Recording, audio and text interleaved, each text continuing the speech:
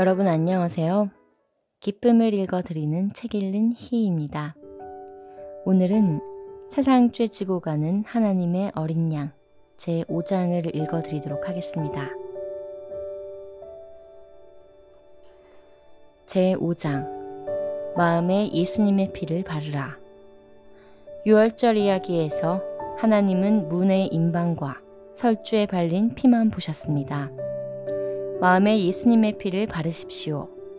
마음에 예수님의 피가 있어서 내가 죄를 지었지만 예수님이 흘리신 피가 내 죄의 값을 대신 지불했어. 그래서 내 죄가 사해졌어 하길 바랍니다. 출애굽기 12장 2절에서 이달로 너희에게 달의 시작, 곧 해의 첫 달이 되게 하고 라고 했습니다. 그때가 5월이었는지 6월이었는지 모르지만 지나간 삶은 다 없는 것으로 하고 새로 시작한다는 이야기입니다. 우리가 새로워진다는 이야기입니다. 삶이 달라진다는 이야기입니다. 성경 속에 이런 약속이 있는 것을 보니 하나님이 나를 새롭게 하시겠구나. 새 삶을 주시겠구나. 나를 변하게 하시겠구나. 성경이 제 마음을 계속 두드렸습니다. 하지만 어떻게 새 삶이 시작되는지 알 수 없었습니다. 그런데 이전 삶에서 어떻게 벗어난다는 거지?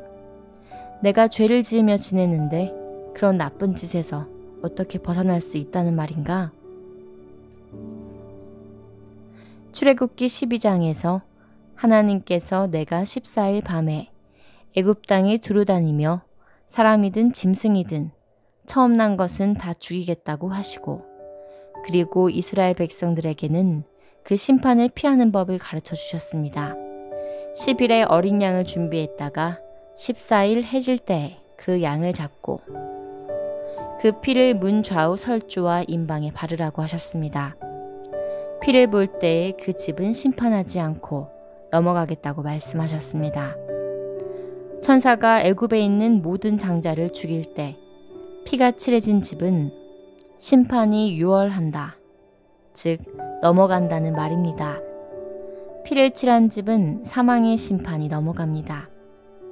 제가 당시 어느 집의 장자라고 해봅시다. 14일이 되어 이렇게 생각합니다.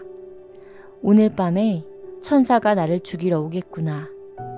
우리 집 문에 설주와 임방에 피를 칠했지만 천사가 못 보면 어떡하지?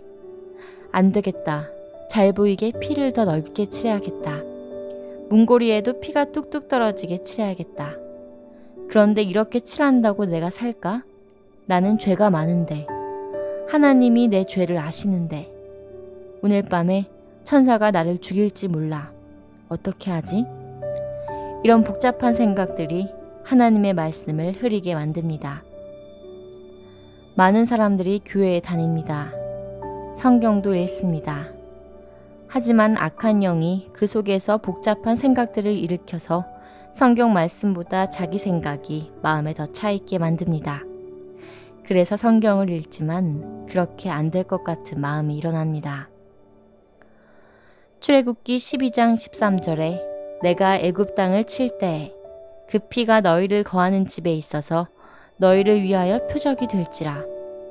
내가 피를 볼 때에 너희를 넘어가리니 재앙이 너희에게 내려 멸하지 아니하리라 고 기록되어 있습니다. 어느 집의 장자가 분명히 죄를 지어서 심판을 받아야 하는데 그 집에 피가 칠해져 있으면 심판이 넘어간다고 했습니다. 하나님은 그 사람이 착하거나 악한 것을 보는 것이 아니라 피를 보십니다.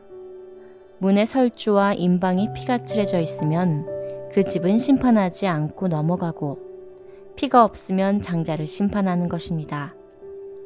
우리 생각을 다 비우고 단순하게 하나님의 말씀을 들으면 천사가 나를 죽이러 왔다가 피를 보면 넘어가겠구나 하는 결론에 이릅니다.